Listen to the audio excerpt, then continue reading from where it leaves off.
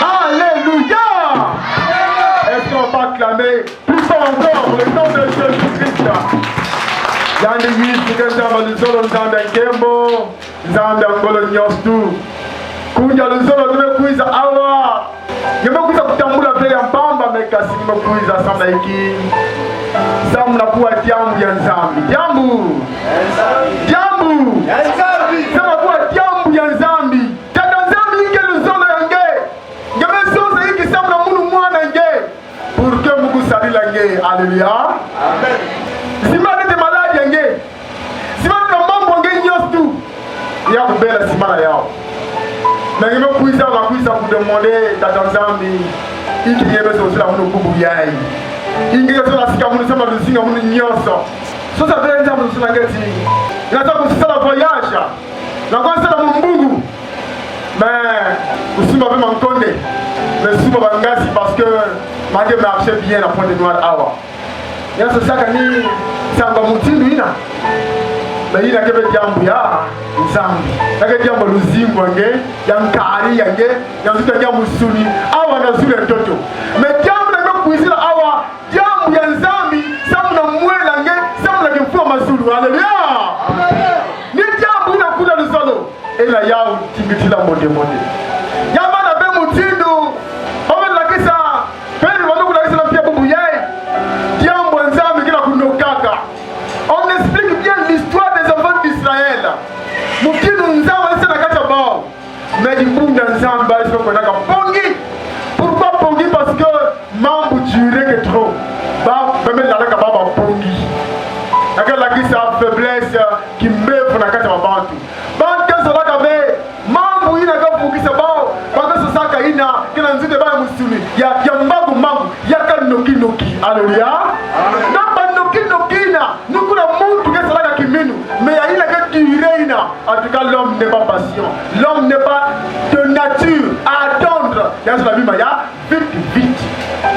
Voilà pourquoi bantu mingi mais manquer même à couler en beauté parce que vite ça tu déjà nga yana meko na pesa nzutu yana meko na musa bakana ina meka saka ni mpasi parce que ya me respecter le principe ya tata ensemble parce que ça veut dire ça tata na mama tellement trop pressé ya ne brûler va faire stop accident mambo nzambi nina kende social ya même pour la awa mambo nzambi ni yao mutke pesa kiminu nina kiminu kuna luzolo ngema na agréable à ce nzambi car il est écrit la foi vient de ce temps non-temps. Alléluia. Amen. Kiminu ya kuisaka ina muda kuisa kuwa pele kuwa ina muda kuisa kuwa katika bisika na Yesu. Ce qu'on entend vient de la parole de Christ. Alors zomo za ngemo aussi pour pouvoir dire kwa nzambi bubu yai encore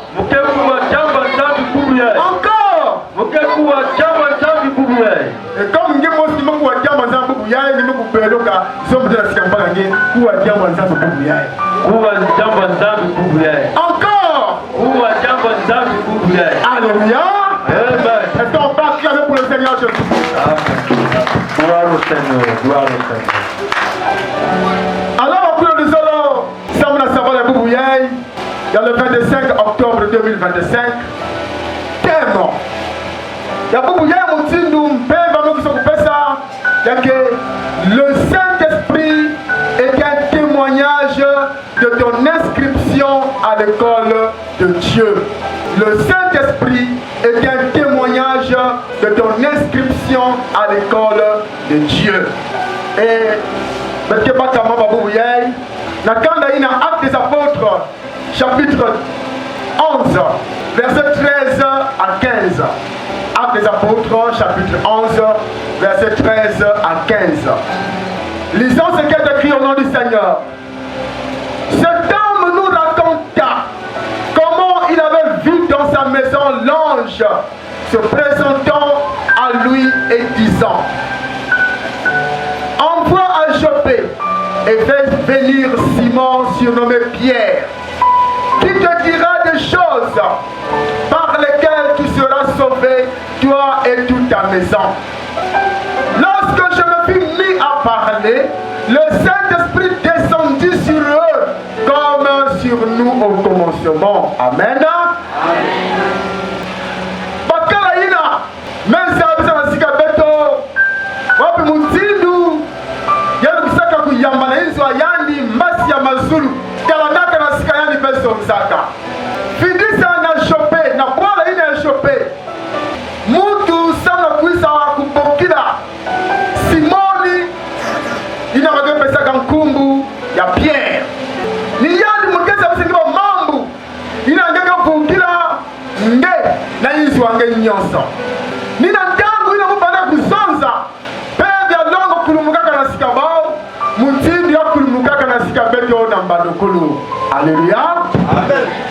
Kuda lusolo zambi na lusolo yani yamesola Israel yamesa kumuna bao yametula bao yamesa baba nsinulu wa promesa eyando kuzonza mukafilisa beno kisati muvukisi mukenda kukila masumu wa beno peve amuna longo kema na kata banzuti na beno misika mui wana mantima ya beno beno nyosu ke kusema munu tata nzambi eni ya usalamaka na tangu Yesu Kristo kuisaka yani nebala kulonga eyamazula badisiple beno kwenda na kuna longa isengeli nyonso beno kwenda vena bapaka non n'allez pas vers les païens mais allez vers les brebis perdus la maison d'Israël na bana isengeli beno kwenda longa bao beno la wakisa nsangu ya mboto na sika bao sangu tini bao nzambi ya kusola bao koto na kata ya bergerie pour que silo kana nzambi kulunga na kati na bao. Alléluia. Amen. Et par la suite il se met pour la kisalu ya kwenda yani bas apôtres bikana ba aussi bamebanda kutetamana kulonga ena ndongosono mosi. La Bible nous dit que une prédication mais cela dit 3000 personnes se convertissent bala kuwa na prédication à Pierre bauti mambu ya gete le monene mambu ya gete le mokitoko mambu ya kembote mambu ya kia moyo alors kuja lusono betu kisala hiki nyamu longa nzambi kisega nzambi betu sala hiki. Tu vas dire que non, il est sur les cœurs vivement touchés. Pierre, que ferons-nous, frères? Alors, Pierre me Sosa, répondez-vous. Répondez-vous, soyez baptisés. Vous recevrez le Saint-Esprit. Il a une promesse. Nzambi salaka nasika ya beno nyonso babana na babana ya babana beno. Alléluia. Amen. Israël et Awa Mababouyé Pierre quel nom de témoignage na mutindo mpevi ya dongo kulumukaka na sika bakala yae bakala ngoni nani ni Corneille. Corneille Bible ke kuzonza tian bandaka 20 juifs mais kasa bandaka païen, c'est-à-dire que ya bandaka romain. Na acte 10 verset 2 on nous dit cet homme était pieux et craignait Dieu avec toute sa maison. Il faisait beaucoup de monde au peuple et priait Dieu continuellement. Mais Romain, en tant que Romain, pour dans le solo, il y avait des 100 000 ans. Il y avait des 100 000 ans. Mais, qui l'ouvre, mais c'est ma soule, même dans la Sikayandi, même sur la Sikayandi du Corneille. Ma kabongé va nous donner comme la Sikayandi dans l'âme. Yana bambokila ya moyo menge filisa muntu kako na bokila petolo yana muntu ke kuiza keso sinange mampina ngeke bukila ngenda likandenge eni kuna yana filisa ka muntu kana bokila Pierre be kuiza ya be kota na Corneille ya mze amia taka jangu yae ba kuvanda ba païen ba pagano ba mutindu mugavukisa culture kitwadi na paye ya mtidu yae zawa diambo ngani bandaka kulonga kuzoza yala diambo na Yesu Kristo pendant qu'il était de prêcher qu'il était en train de prêcher pe ya longo kuluka Corneille na na Yesu endi bali so sepa mzuri ndinga ya nzenza basi imese manifester Pierre me pamuka yakata diambo yae ba yende ya mambele ya longo mtidu beto ya milaka. Alors bantu ya Jérusalem, ban juif, on veut voir témoignage. que Pierre connaît dans le païen, et le Saint-Esprit, quoi Kulumukaka. Pierre, maman, vous me salayez, c'est même quand on a eu le païen. Pierre dit, est-ce que nous mourons? Elle va nous expliquer. Il y a banda mutilier, il y a banda mutilier. Nous pouvons parler de ça avant, nous avons Christ, nous avons témoignage de notre yaou, et nous avons pas beaucoup de mutilier, peuple pour nous gagner kachabao. Mutina kumugana sikabeto wetu tunataka ndinga nzenza baumbe kokaka na zonza na ndinga nzenza pepe kumugana yini mulu Pierre musala yikie zambe lumisa ya haleluya amen. Alors kuna zote vile jambo yeye mutino de sati le Saint-Esprit c'est le témoignage de ton inscription à l'école de Dieu. Nina pende donge la kiske la kisati kumangeka kusonama na lukolo ina tatanzambi na nzila ina tatanzambi. Ça veut dire que sans le Saint-Esprit tu n'es pas inscrit, sans le Saint-Esprit tu n'es pas connu de Dieu, comme il est écrit dans Romains 8 verset 9 que celui qui n'a pas l'esprit de Christ il ne lui appartient pas. C'est vrai que Nzambi qui apporte nyonso nange kisengi ko sambila que maintenant Nzambi ya munu, mais est-ce que ngeke le Saint-Esprit ya munu kuna? Si Père vient l'homme va la carte de Zoutouangé, c'est que tu n'es pas connu de Dieu, tu n'es pas inscrit. Alors, puisque tu es inscrit, il y a la vie laïque. Vous voulez? On vous dit, le gars qui a fait le Zoulou, pendant que Ngeme s'inscrit, il fait tête. On vous dit, le gars qui a fait l'examen, il y a BAC, il y a PPC, ça on y va inscrit. Même si il y a ma yélenge, même si il y a ma compensé, ma youya, même Kumbangé, qui fait la liste, il y a des élèves ou des étudiants qui sont inscrits sans examen. Donc, nous avons membre en beauté pour Kabula, pour le solo. Mais tant que tu n'es pas inscrit, tant que tu n'as pas le Saint-Esprit, non, ce que sera car, Pamamou, Bamba. On nous dit ici que Corneille, il était un homme pieux, craignant Dieu, et il faisait beaucoup de monde aux pauvres. Et c'est là que membre en beauté, mais la délice ensemble n'était pas inscrit. Quoi dire? Nous savons que membre intime, nous savons que membre qui nous, même les îles sont que Sambilaka. Quand tu dis côté, que Sambilaka. Eh, coup de le solo. Tu dis la beauté pour le si, ben bien Zambi qui n'a qu'à tirer. Quand on fait dans Zambi, malgré membre qui est en beauté, malgré le Sundama, il y a quoi que le Sundama. Coup de le solo, il y a quelqu'un qui saura ce que dans Zambi, même pour Koulou, qui est pas d'avis.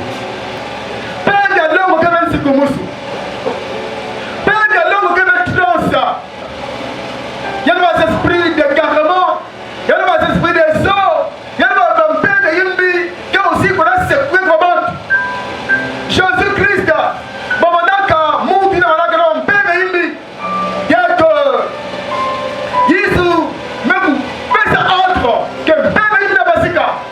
La Bible nous dit que l'esprit le secoua plus fort encore. Il y a même une néglige à Mountina.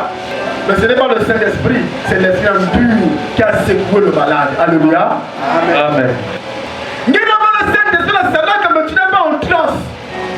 Il y a des citoyens. Il y a des qui nous donnent ensemble dans Katangé. Il y a des qui tirent ensemble dans Katangé. Père de l'ango, qui fait prophétie. Père de l'ango, qui fait du camp qui me pève. Tu peux avoir le don de prophétie, le don de guérison, le don même des miracles, mais sans avoir le Saint-Esprit. Père de l'homme qui m'a écrit dans le solo. D'ailleurs, dans 2 Thessaloniciens chapitre 2 verset 9, il est écrit aussi Dieu leur envoie une puissance d'égarement afin qu'ils croient au mensonge. Bah, il a même mal au salon, moun katanzana makedika nyoso. Bika, bazwa kingolo ina gina bana kuombila. Parce que là on dit puissance d'égarement. Alors, miracle,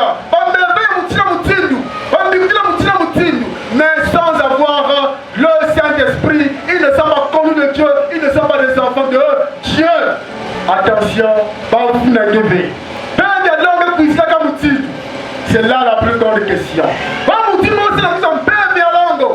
Corneille, c'est la maman qui m'a dit Nyoso. Et un homme de la terre de maison l'a dit. Donc, ça même Dieu, il a remarqué et il a eu pitié de corps. trakasi na kususa munu tata nzambi mais na mutindu ya moyen vuka ikeleve. Il faut nous ensila, nous créer ensila pour que y ait une vie éternelle. Pour qu'on va connecter dans nous, pour qu'on va inscrire le corps dans nous, pour qu'on va moi dans nous et nous nous amener la katina yandi. Alléluia. C'est là où il se remet à Corneille et lui dit Corneille, fais venir Simon Pierre. Il dit ça monte la chopée, il y a une prise de la pierre à voir. Pas que le gars qui sait de nous, pas que le gars qui n'a pas dit de nous. Il y a le gars qui s'est dit maman, suivez, on n'a pas dit ici que quand il viendra, il va prier pour toi. C'est pour dire que c'est la situation il va intercéder pour ta famille, il va intercéder. Non, on nous dit, il te dira des choses par lesquelles tu seras sauvé. Ça veut dire qu'il y a des choses dans le Amen. Il y a des choses dans le monde.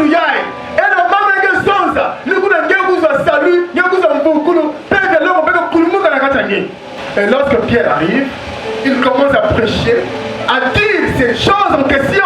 Pour dans le sol subitement, qui Dieu se voit, et vers l'homme pour moi, n'a qu'à corner, n'a pas de malade à y jouer. Là, qui se met.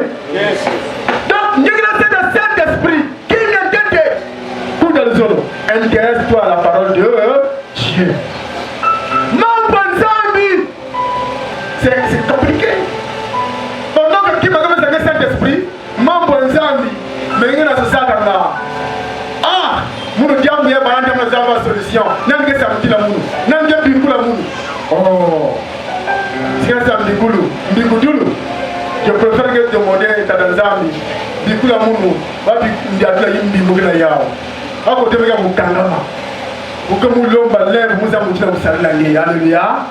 Vraiment bikou goulou bigina. Pas que non. Moi de là qui dit moi le foie. Dans le français la gloire du sang. Dieu pour ma couta de là le foie. C'est comme si Dieu frappé. Oh. Maintenant, ça va causer la vie de quelques années plus tard. Mais nous vous mais nous sommes salut. Lambo. Pour que les côtés de la sanctification. Père et alors que vous avez la dire comme ça. Dans Jean chapitre 14, verset 23, on nous dit, Jésus lui répondit, si quelqu'un m'aime, il gardera ma parole. Et mon Père l'aimera. Nous viendrons à lui. Et nous ferons notre demeure chez lui. Quand le monde est dans le monde, et nous sommes boum maman pour nous, et quand il y a monde qui est dans yandi, beto. Ça dit que quand il y a monde, beto qui est dans qui voit nous il y a beto, tout le monde est dans beto dans quatre yandi. Alors on dit nous, nous avons dit que tout le monde est dans quatre beto, c'est à travers le Saint-Esprit. Donc quand tu reçois la parole de Dieu, et tu la gardes, ça veut dire que tu la yao, automatiquement,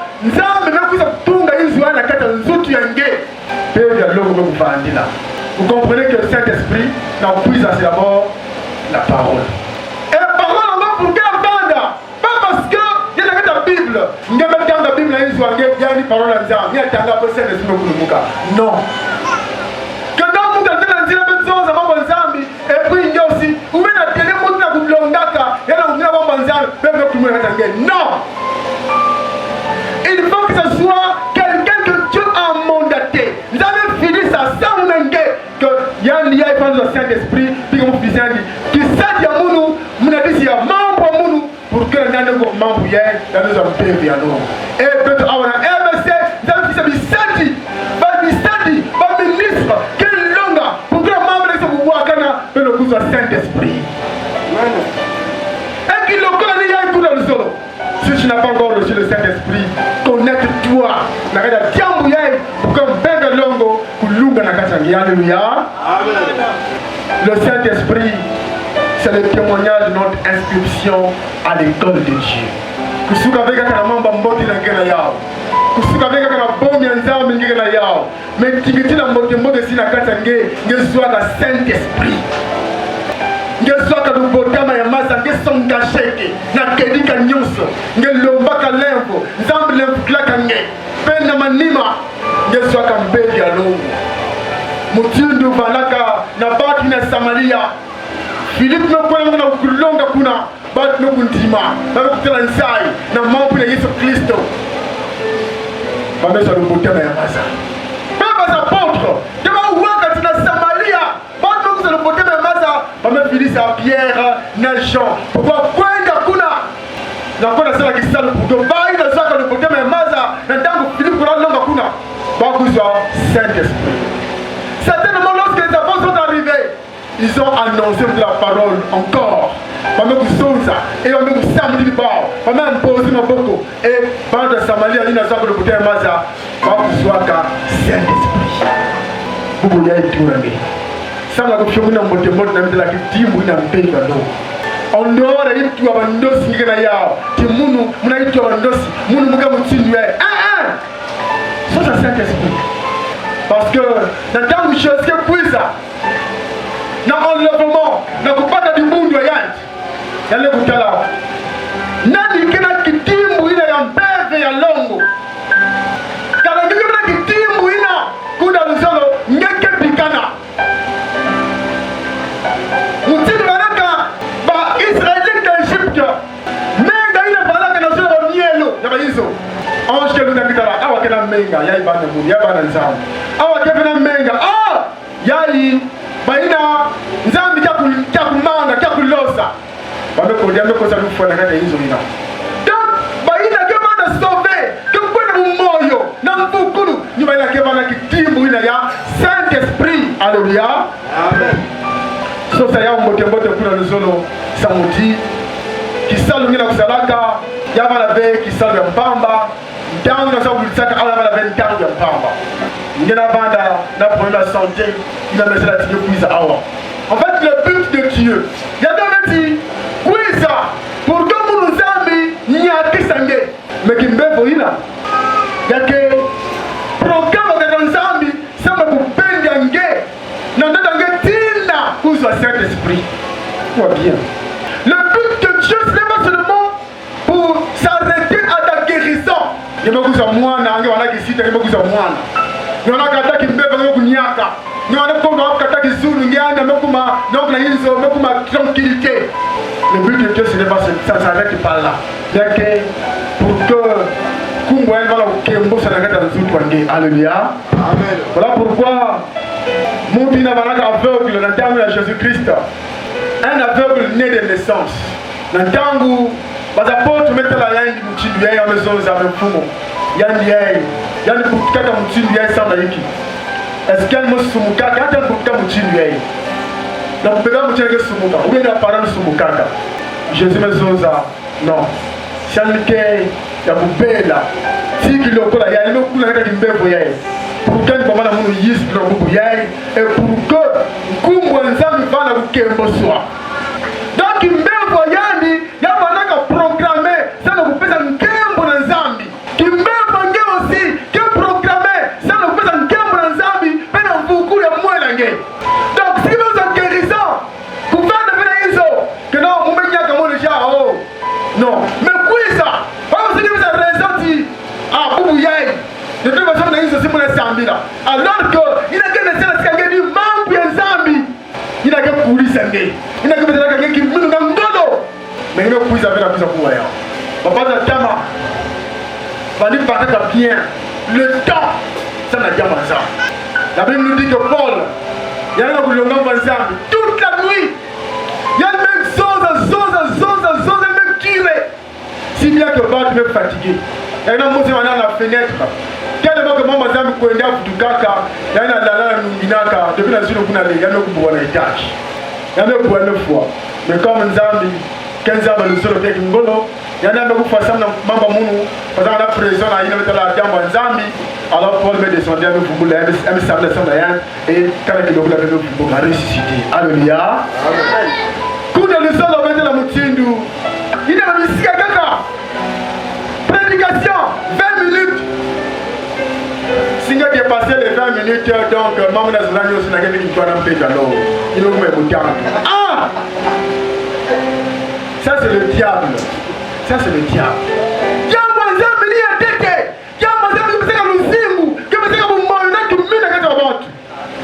Kuya le zolo, au lieu de rester à la maison. Kuya vanda, kuya jambo nzambi. parce que ni yao moto ufukisa ngi. Alléluia. Amen. Même le milieu semaine, quand on me donne un mois de mambo nzambi zona neti, même quiz na kuwa moi diambo nzambi, peut-être que moi mambo. Pas que même quiz ça peut-être que moi mbikutulu samna munu muza banzila, ma dossier, moi on a déposé à côté. Oh, coup de solo.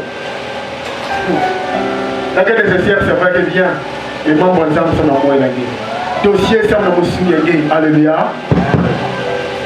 Dans 1 Corinthiens chapitre 14, verset 19, on nous dit: mais dans l'église, j'aime mieux dire 5 paroles avec mon intelligence afin d'instruire aussi les autres que 10 000 paroles en langue. Il a Paul plein de choses. Il a dans l'église, Moussola, il a Paul.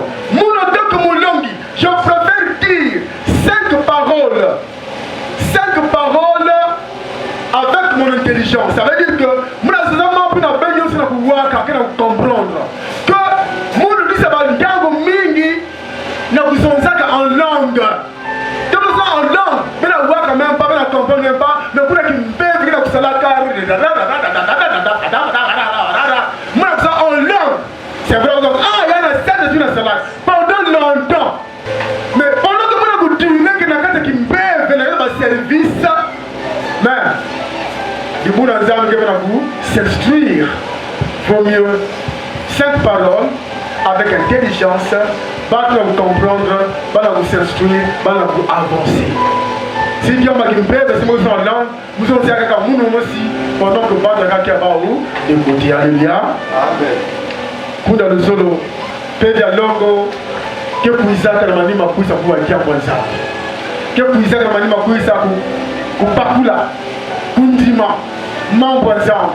Il a un membre ensemble aussi. Dieu qui comprendre. N'a pas de défaut yanké. Mais fait dialogue, va vous dire le peuple ça va dire que na yao. Pour dans le solo, la Bible dit il y a une différence entre ban ensemble, non ban il y a dans le monde. Bah il y a qui dans le dialogue, non bah il y a qui dans le pays dans le temps. La Bible nous dit que vous les reconnaîtrez par leurs fruits. Il y a un moment que ça va à Yandiaï, bébé ensemble qui est la casse na Yann. Yandiaï, bébé Satan qui est la casse na Yann. Nabambuma, bambuma par le fan et un boti. Bambuma ina du solo, bambuma ina pour l'embo, bambuma ina insai, il y a bonté, il y a bienveillance, il y a kisulu. Même avant que la casse na Yann, il y a là avec un mouton suite, mais qui agit. Tant que c'est manifesté, et que c'est comme Bambuma.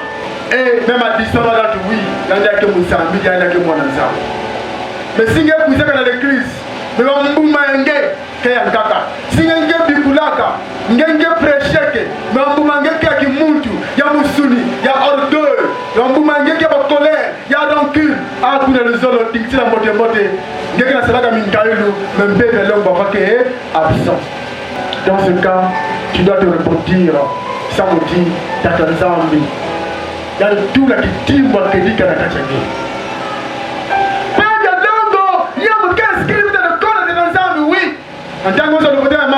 On inscrit ton nom, même le livre de filles, Yandi Yai. Que moi, on a même dit, donc tu es inscrit à l'école de Dieu. Mais ce n'est pas le fait d'être inscrit que déjà, moi je vais faire un diplôme quand tu es là. Si tu travailles, si tu travailles. Tu dois lire, tu dois étudier, tu ne dois pas être distrait. Tu dois te concentrer de manière à faire l'examen et vous avez un diplôme. Alléluia. Alléluia. Amen. Quand tu as deux séances alors. Il y a mardi et jeudi. Nous avons un autre coup de la cigarette Mathias qui a envoyé Saint-Esprit. Et le jeudi, l'Esprit revient encore sur ça. Tu dis, ah, vous avez semblé qu'il me fait le longo, que dans vous, vous dites là, quand on peut insister que Dieu va Saint-Esprit. Voilà pourquoi vous y allez, maintenant vous sommes ici là. Pourquoi on a vu la banque là, quel puissant awa, mais qui n'ont pas le Saint-Esprit. Qui n'a pensé que moi dans Zambie, qui n'a pensé que est-ce qu'il y a le corps dans Zambie, mais qui est inscrit. Dieu ne te connaît pas. Voilà pourquoi vous continuez dans votre vie. Si quelqu'un mouche n'a qu'à y avoir un membre ensemble, si quelqu'un mouche n'a qu'à s'intéresser que fait la parole de Dieu, Il est déjà critiqué la tête et indice à tête de Kino, il est venu à cet esprit. Parce que Père vient longo.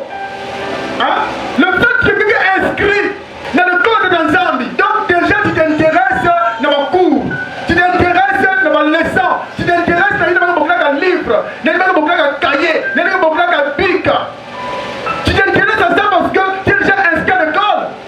Mais si quelqu'un a par exemple un maçon, il y a un bic, il y a un cahier, tu n'as pas besoin de ça. Attention, sois concentré et intéresse-toi à la parole de Dieu. Quand il y a quelqu'un qui a baissé fioti pour le solo, la Bible nous dit attention, l'ennemi ça dit à Kayao. L'ennemi ça dit à Kayao. Sois vigilant. Mouinda ina bungenga. Ina nge yambaka ina nasikate tanzambi. Yangu kufa vechi ina. Peba longo ki mkuti na nzambi kia kuluarisa peto. Ina natia un jour, ina vile kuna mkembo ina tanzambi. Et mkuti ya mga mutibi yake propre, yake mpembe, sans tâche. Ma tâche awaniki ni mambo yimbi na ngena kusala. Parfois l'esprit t'avertit. Peba longo ça dit ya il sala ve, ya il la ve. Mais il a foncé toujours dans la mambo yake. Il a foncé toujours dans la colère yake. Il a foncé toujours dans la kutonga yake. Et par la suite, vous me tâchez, ma sensation, me kumanisa, ma signe, me baisser, qui doit ensemble me puissa, qui m'a se manifester diakavé. Alors on continue là. Le Seigneur dit, quand on monte me bébé ça, vous pouvez passer un coup moyen un livre de vie. Oui, je crois que il y a quelqu'un dans Exode. Chapitre 32, verset 32, c'est celui qui a péché contre moi que je fasserai de mon livre. Alléluia. Il y a un peu soumou quand on t'a dit ça, dans un moment, vous quatre l'homme pour rien. Mais il y a un dina que il y a un kangama. Donc, c'est dans l'Apocalypse, chapitre 3, verset 5. Celui qui vaincra sera revêtu ainsi des vêtements blancs. Je n'effacerai point son nom du livre de vie et je confesserai son nom devant mon Père et devant ses anges. Il y a un gars qui a ensemble. Donc, quand tu as un livre de vie, il y a un dina qui va en qui contre mon kémo qui doit dire alléluia. Amen. Père longo, qui la yambo de monter. Quand vous vérifiez la katangé, est-ce que l'esprit est en train de fonctionner? Le moment si je me suis dit et donc moi je me suis distrait dans la démarche donc il y a ça dit que non moi je suis quoi nganda mais même tu l'es déjà mais quand je suis formé il y a des risques parce que moi l'éducation moi je ne bois moi je monte seulement par une bille moi je la vitesse à vous répondre il fallait me voir suivre moi je retirer quelque part mais se concentrer. Seigneur, format et aider. Hey, l'esprit de grâce. Donc, même prononcer 3 fois besoin de l'esprit de grâce. Ma tête on s'en dit, si qu'elle est. L'esprit de grâce. L'esprit de grâce. Nous sommes après, nous devons sentir maintenant moteur. Après, nous sommes maintenant couverture. Donc, quel va ma couverture? Tu veux sentir maintenant enveloppe. Après, nous sommes maintenant qui l'ont terminé. Ça veut dire qu'on va gagner dans le sur quoi. Hein? Donc, moi, courageux, moi, c'est mon hier. Mais quand j'ai fini de prier, d'intercéder, nous sommes dans une manière qui mourut, donc nous avons l'équilibre. C'est comme ça que quelqu'un doit être. Père de l'eau, couverture. Dans la katangé, il y a pour envelopper tout. Et nous allons sentir que qui m'a gagné dans ce monde, je suis rempli. Alléluia. Amen. Souvent avec mon salmi, il y a vide. Mais cherche l'action, l'œuvre du Saint-Esprit. Quand on a tamboulé, on a senti que qui m'a gagné. Avant que là, on a senti que non, qui m'a gagné. Donc nous devons vérifier qui m'a gagné. Avant que quelqu'un ça vérifier si qui m'a gagné. Il faut que sentir ma signe. Il faut que se sentir présent dans la katangé. Parce que Jésus viendra comme un voleur. Nabi kilumu nabi tange sawa fi. Nabi jana so kusone ngunga sans tu pas dans zamu kona mkembo. Comme nous avons vérifié dans la tête. La Bible nous dit que si seulement pour cette vie que nous croyons en Christ, nous sommes les plus malheureux. Que ngenge samilaka samna diamba luzingo ntoto yake ngenge na tatama lusambulu parce que na likana ngeba ndoki ketilo kuna le zolo tu es le plus malheureux. Ce que dit la Bible, vraiment beto vérifier que diaka mutina beto ya kusala tanza yake na kata 1 Corinthiens chapitre 15 verset 19. Si c'est dans cette vie seulement que nous espérons Christ, nous sommes les plus malheureux de tous les hommes. Donc si quelqu'un Samila ça me diamant beaucoup. Quel est diamant beaucoup le moins langé. Le reste nous avons dit kaka. Diamant guérison nous avons dit kaka. Diamant beaucoup nous avons dit kaka. Nous avons beaucoup soin, mambo beaucoup soin. Nous avons dit kaka ya. Mais voilà pourquoi il a dit recherchez premièrement le royaume des cieux. Et le reste sera donné par-dessus tout. Quand on dit royaume des cieux, Niki, mambo nzambi, impédia longo et la réponse. Il y avait des gens qui ont piqué la diambo nzambi et la katabao, même pour dire que il y a mbote, il y a kelika, il y a kusundama, il y a bulongo. C'est ça que nous devons rechercher. C'est ça que tu dois rechercher quand tu es venu ici, si c'est pour ta première fois. Pour que pendant que les gens sont dans le monde, mais il y a alléluia. On acclame la parole de Dieu.